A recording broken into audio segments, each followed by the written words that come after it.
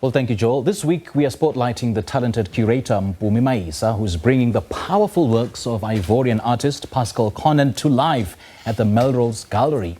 Now, her latest project, Unfinished Symphony, is a must-see exhibition that explores resilience, transformation, and African identity. Her creative process and inspiration is what it takes to be a young creative making waves in the art world. From curation to creativity, Mpumi shares her top tips for young artists looking to make their mark. And she joins us now in studio.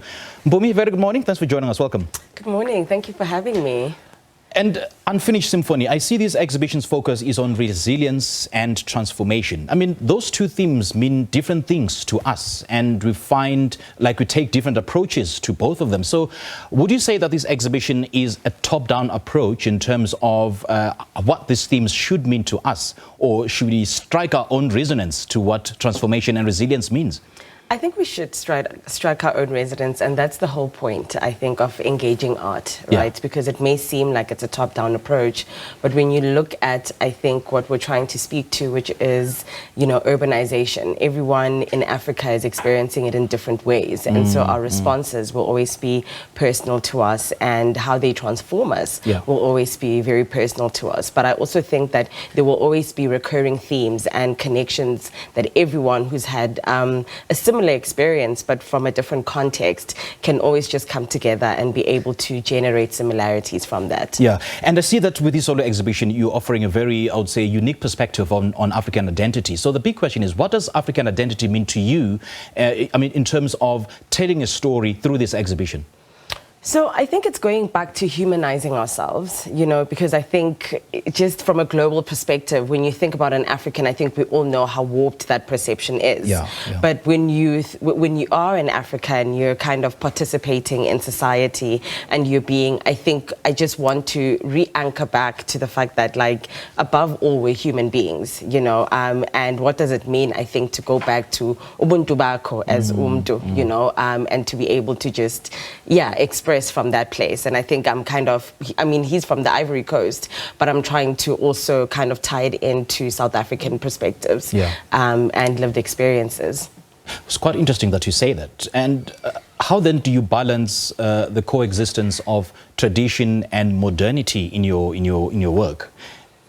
So I think we're talking about, like, as you can see with the works, they're very fragmented states, right? And so when you go into that process, I think there is kind of like a self-fragmentation that you kind of go to, or rather go through. And I think that's exactly what I'm trying to speak to, that, like, we are globalizing, we are getting to a point where we have full access to the world. But in the same breath, I think it kind of is inviting us to investigate how we look at ourselves. And then how do you see the tension playing out in, you know, contemporary African life? In fact, I'm talking about the coexistence of modernity and African tradition. There seems to be a clash. And how is this playing out in a contemporary African modern life?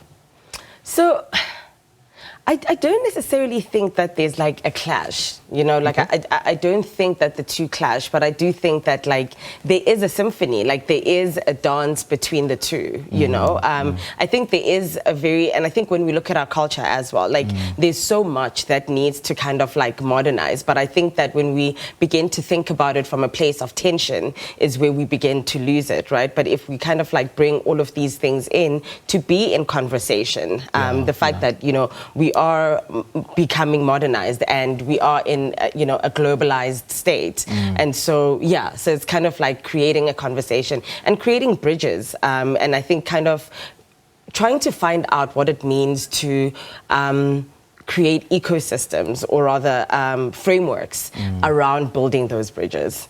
I quite like the perspectives that will come out of this particular exhibition, because as you say that, you know, you don't see any clash in terms of the two narratives, but some other people will see a clash because the tradition and modernity, they don't seem to coexist, but it's their own perspective. So it'll spark a series of conversations. So what are the conversations that you're hoping will be sparked by this exhibition? So I think what does it mean to like, and I think what you're saying for me, it's like, what does it mean to break yourself apart in order to bring yourself together, right? Because like, and I think that's the conversation that we should be having, because I'm not denying the tension completely, but I think it's just like, how can we fragment things? How can we pull them apart? How can we look at them like, not from very binary perspectives, you know, but like finding the foundational makeup of these things and being able to kind of like pick them apart, you know, and see what we can potentially bring together, because we are evolving, and we can't deny that. And some ways of being, like traditional ways of being, honestly have to go. But in the same breath, like it shouldn't be combative. I feel like there should just be a symphony in how we move between these two worlds. And should we view this work in an abstract sense? I think so. I think so.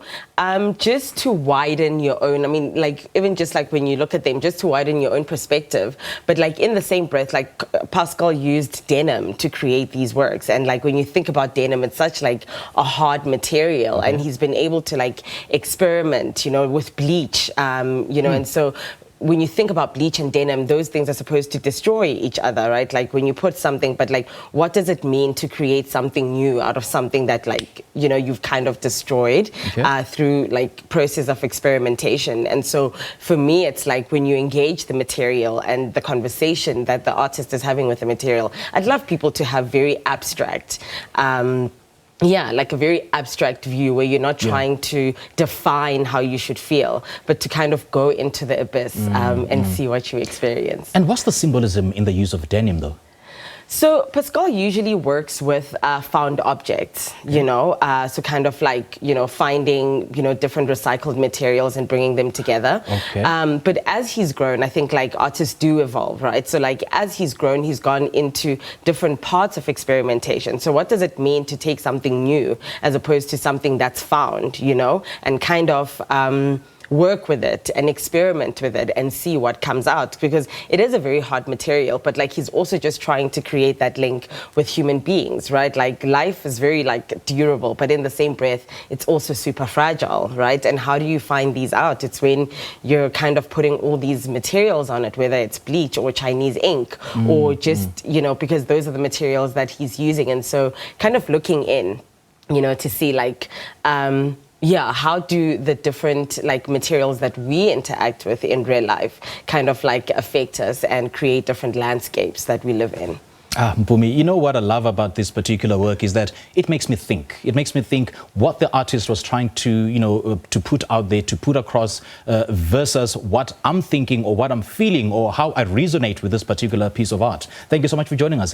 Thank you for having me. So please, the public must join us for the opening on the 8th of February, which is next week, Saturday, at the Melrose Gallery, and they'll get to be with the artist as well. He'll be giving a walkabout. Indeed. Great having you. Thank you. Thank you. Well, that was Mpumi Mayisa having conversation with us about Pascal Konan's powerful solo exhibition titled Unfinished Symphony at the Melrose Gallery, which she's curating.